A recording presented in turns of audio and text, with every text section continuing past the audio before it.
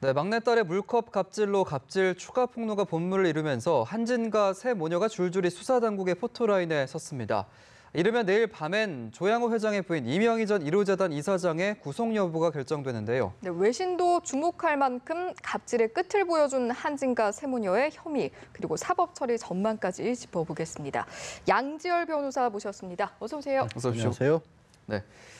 내일 오전 10시 30분 이제 이명희 전 이사장의 구속 여부를 가릴 영장 실질 심사가 이루어지게 될 텐데 일단 폭행이나 폭언의 상습성 또 정도에 따라서 갈리겠지만 구속 가능성 얼마나 보십니까? 일단 사법 처리를 받아본 적이 없는 사람이라는 측면에서는 유리한 측면이긴 합니다. 그런데 지금 검찰이 청구한 영장이 상해라든가 특수폭행 같은 것들이 들어가 있거든요. 그러니까 이게 사람이 다칠 정도의 폭행이 있었다는 것이고 피해자만 11명이 적시돼 있습니다. 참고인 조사만 170명이 넘게 경찰에서 1차 조사를 했던 상황이지 않습니까? 게다가 다른 것보다도 이제 영장이라고 하는 것은 신병 확보를 하는 이유 중에 하나가 증거인멸 같은 것을 많이 들고 있는데 중간에 피해자들로부터 피해 사실을 감추기 위한 합의를 시도한 정황이 있다는 보도도 있었거든요. 그런 부분이 사실이라고 한다면 처음에 말씀드린 것처럼 비록 과거에 사법 처리를 받은 사례는 없다고 할지라도 이 구속 가능성은 상당히 높아졌다라고 현재까지는 볼 수 있죠. 딸인 조현민 전 전무 같은 경우에는 구속영장이 기각되지 않았습니까? 이명희 씨와는 좀 어떤 점에서 차이점이 있습니까? 사실 당시에는 조현민 전 전무 같은 경우는 경찰이 신청을 검찰에 했는데 검찰 단계에서 기각을 시켰거든요. 그때는 법조계에서 일반적인 의견이 어떤 여론의 중대함은 알겠지만 영장까지 신청할 사안은 아니라고 보는 게 중론이었습니다. 무엇보다 당시에는 경찰에서 수사를 했던 부분은 폭행하고 특수폭행하고 업무 방해였는데 폭행 하나를 빼고는 나머지는 그다지 이 가능성이 높지 않았거든요. 그러니까 이 혐의 사실 자체가 소명이 안 됐던 겁니다. 그러니까 이 구속을 하려면 일단 범죄가 중대해야 되고 그 범죄를 감추기 위해서 증거를 인멸하려는 것이 있어야 되는데 단순 폭행 하나만이 거의 확실시 보이는 데다가 단순 폭행 같은 경우에는 피해자가 처벌을 원하지 않으면 처벌이 아예 안 되는 범죄인데 그거 하나만 확실한 상황이었기 때문에 애초에 신청 자체가 무리였다는 게 이제 법조계 중론이었습니다. 그렇군요. 공교롭게도 같은 날이네요. 첫째 딸 조연아 전 대한항공 부사장도 인천세관에 출석해서 이제 조사를 받게 되는데 밀수 혐의와 관련해서 일단은 참고인 신분으로 소환이 되는 건데 피의자로의 전환 가능성은 어떻게 보세요? 가능성이 꽤 높은 상황이죠. 조연아 전 부사장 같은 경우에도 일단 인천관세청에서 이 밀수와 관련해서 끊임없이 굉장히 많은 조사를 했었습니다. 대한항공의 비서실을 통해서 직접적으로 해외로부터 생활용품이라든가 명품 같은 것들을 조양호 회장 일가가 사들였다는 의혹이 많았었고 그걸 확인하는 과정에서 협력업체 창고에서 이 조연아 전 부사장의 이른바 코드네임이라는 걸 썼더라고요. DDA라고 해서 대한항공 내에서 조연아 전 부사장만을 지칭할 때 쓰는 코드가 발견이 된 겁니다. 그 코드에 찍혀 있는 것이 외부 포장에도 상당히 고가의 가구였다고 하고 그와 관련된 조연아 전 부사장 관련된 물품들이 다소 발견됐다고 했고 그 사실관계를 아마도 확인하기 위해서 이것들이 왜 대한항공 협력업체 청구에서 개인 물건이 발견이 됐겠습니까? 그래서 그걸 확인하기 위해서 부른 건데 말씀드린 바와 같이 그렇다고 한다면 이 조연아 전 부사장이 그 사실이 개인 물건이 아니라는 것이라든가 아니면 대한항공의 업무와 관련된 것이나 이런 걸 적극적으로 소명하지 못한다면 피의자로 바뀔 가능성이 높죠.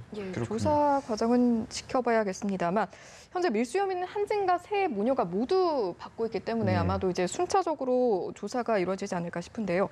탈세 의혹도 아직 남은 상태가 아닙니까? 지금 사실 이 상황을 보면 사정기관과의 거의 전쟁이 선포된 상황이죠. 법무부 출입국관리사무소가 일단 출입국관리법 위반으로도 조연아 전 부사장은 이미 조사를 한번 했죠. 지금 말씀드린 관세청에서도 조사를 하고 있고요. 국세청 나름대로 조사를 하고 있고 경찰은 초두에 말씀드린 이명희 전 1호재단 이사장의 폭행 혐의와 관련 수사를 해서 다 검찰로 통합이 돼야 되는 상황이고 이 밀수 같은 경우에는 또 어떤 문제가 발생이 되냐면 밀수라는데 만약에 대한항공의 공조직을 그러니까 회사라는 법인 조직을 이용해서 밀수를 했고 그 비용도 개인이 결제를 하지 않았던 상황이 되면 회사에 손해를 끼쳤기 때문에 배임이 될 수도 있는 겁니다. 그래서 이 범위들이 굉장히 넓어지는 상황입니다. 그렇군요. 참 잘 해결이 돼야 될 텐데 일단은 다음 사건으로 좀 넘어가 보겠습니다. 지난주 금요일에 양승태 전 대법원장이 재판 뒷거래 의혹에 대해서 조목조목 좀 반박을 하는 모습을 보였는데 그러면서 특조단의 조사는 두 차례 거부했거든요. 좀 어떻게 보고 계세요? 좀 많이 부적절해 보였죠. 사실 지금 국민들이 당시에 대법원에 보내고 있는 시선, 그리고 문제가 됐던 뭐 판결들이 얼마만큼이나 우리 사회에 특히 약자로 꼽히는 분들에게 그만큼 부담을 주는 판결들이었습니까? 그리고 과거사와 같은 경우들, 뭐 박정희 전 대통령 당시에 국민들이 손해를 봤던 사건들을 과거에 통치행위라는 이름으로 덮었던 이런 것들도 굉장히 어떤 사회적 파장을 많이 일으켰던 것들인데 그런 것에 대한 딱히 해명이 없었고, 제가 이 말씀을 드리는 이유는 법이 결국에 사회적 약자를 돕기 위한 존재여야 되는데 그렇지 못했다는 것에 대해서 단순하게 법관은 헌법과 법률에 따라서만 판단한 거고 판결에 의해서만 얘기를 한다라는 식으로 모든 의혹을 그냥 일체 부인하는 것으로 끝났거든요. 그러면서 외부의 기관도 아니라 법원 내부의 특별조사단의 조사 자체도 나는 받을 이유가 없다라는 그런 얘기만으로 끝을 냈다라는 게 너무 국민들이 납득하기에는 많이 부족한 해명이었다고 저는 봅니다.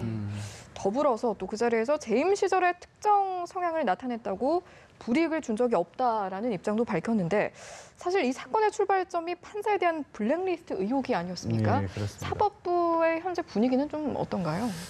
일단 뭐 양승태 전 대법원장의 얘기는 어떤 거였냐면 뭐 비록 뭐 법관 일부에 대해서 뭐 조사를 좀 한 것은 있을지 모르지만 그것도 이제 자신과는 관계가 없다고 말씀하셨습니다. 모르지만 실제로 인사상 불이익 같은 걸 준 사실은 드러나지 않았느냐. 결과는 없었다라는 거 아니겠습니까? 그런데 그 조사의 내용들을 보면 조사 과정에서 보면 뭔가 양승태 전 대법원장이 추진했던 상고 법원과 관련해서 뭔가 이게 반대 의견을 목소리를 높였던 판사들에 대해서 인사 불이익을 주는 방법을 찾아봐라던가 아니면 실제 개인 판사의 뭐 재산 상황까지 조사를 했고 주변에 뭐 선후배들과 주고받은 이메일 같은 것들까지 들여다봤단 말이에요. 판사는요 일반 해임도 불가능한 지위입니다. 판사는 탄핵에 의해서 그 자리에 쫓아낼 수 있습니다. 이거는 그 판사 개인의 권력을 그만큼 높이 주는 게 아니라 우리 국민을 지키기 위해서 사법부의 독립을 그만큼 보장해 준 건데 그 사법부의 독립을 사법부 내부에서 침해한 거 아니겠습니까? 그 뒷조사를 했다는 것 자체만으로도 저는 분명히 어떤 직권 남용에 해당할 여지가 있다고 보는데 이 법조계 내부의 분위기는 말씀하신 것처럼 좀 날리는 것 같습니다. 뭐 그 결과가 없었기 때문에 형사처벌을 얘기할 수 있는 수준은 안 되는 거 아니냐라는 쪽이 있고 제가 지적한 바와 같이 그 조사를 했다는 것 자체만으로도 이미 사법권, 직권을 굉장히 심각하게 침해한 것이다라는 의견들이 좀 있습니다. 그런데 양승태 원장이 이제 의혹을 부인한 직후에 김명수 대법원장이 사찰과 통제를 받았던 판사들을 위로한다는 내용의 이메일을 좀 전국의 판사들에게 보냈는데 이렇게 되면 좀 사찰을 기정사실화했다고 봐야 할까요? 어떻게 봐야 될까요? 보는 입장이 확실히 달라 보입니다. 지금 나온 이메일이 양승태 전 대법원장이 해명 기자회견을 가지고 바로 1시간 후에 이 메일을 공교롭게 보냈거든요. 뭐 시점이란 것도 의미를 분명히 둬야겠죠. 양 전 대법원장은 그렇게 볼지라도 현재의 대법원장은 그렇게 보지 않는다. 이게 분명히 문제는 있었다라는 것을 명확히 한 것이고요. 그렇게 함으로써 사실 공론화의 계기를 저는 김명수 대법원장이 주셨다라고 봅니다. 그 법관들 스스로 다 이거는 우리가 충분히 문제 제기를 할 수 있는 거고 그 사실에 대해서 더 명확하게 규명할 필요가 있다라는 것을 현 김명수 대법원장이 공론화를 시켰다라고 저는 의미를 두고 싶습니다.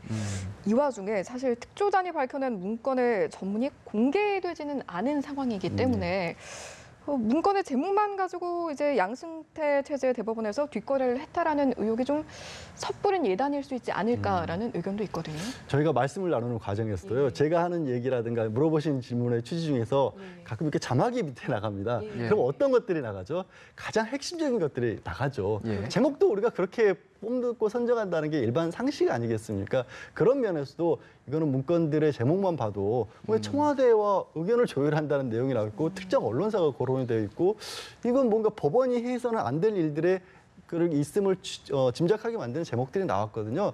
그리고 일부 이제 언론에서 공개된 문건들을 보면 실제로 재판과 관련돼서 뭐 청와대가 좋아할 만한 취지로 재판이 나올 것이 어떻게 하면 좋을 것인가 아니면 그 결과에 따라서 청와대가 어떤 반응할 것인가 이런 부분들이 드러난 문건들에도 나와 있거든요. 그러니까 나머지 문건들에도 그런 어떤 뭔가 온당하지 못한 일들이 있었던 게 아닌가라고 현재로서는 추측을 하는 게 오히려 합리적일 것 같습니다. 그렇군요.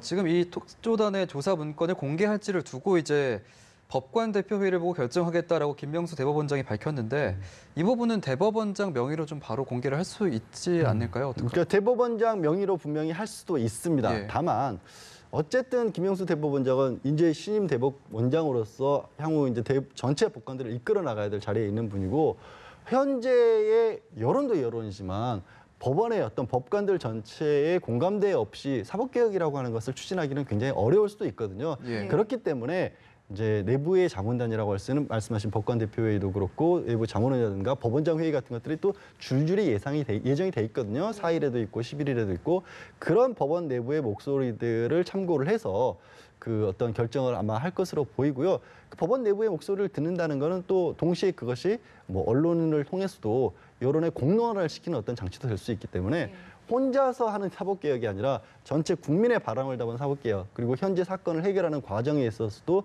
그런 어떤 명분을 가지고 임하겠다라고 봐야겠죠. 향후 양 전 원장에 대한 실제 형사처벌 여부에 대해서는 좀 어떻게 전망하십니까? 지금은 굉장히 많이 이릅니다. 그 부분들을 얘기를 하기를. 다만 이번 특별조사단의 결과 발표에 대해서 뭐 지적을 분명히 해야 될 필요가 있는 것 중에 하나가 그러면 이런 부적정한 행위들을 실제로 시행한 사람들은 누구냐는 다 빠져 있거든요. 예. 그러면 이 주어라고 불러야겠는데 과연 누가 이렇게 예를 들어서 보고서를 꾸며서 누구에게 보고를 했고 그것이 어떤 식으로 실제 법원에 반영이 되느냐 이런 것들이 더 드러나야 될 부분인데 만약에 그 어떤 주체들 행동을 했던 사람들 중에 양승태 전 대법원장이 분명하게 들어가 있다라면 저는 이제 형사처벌 여부를 그때 논의해야 될 것이라고 봅니다. 예, 알겠습니다. 오늘 말씀 여기까지 듣겠습니다. 양지열 변호사였습니다. 고맙습니다. 고맙습니다.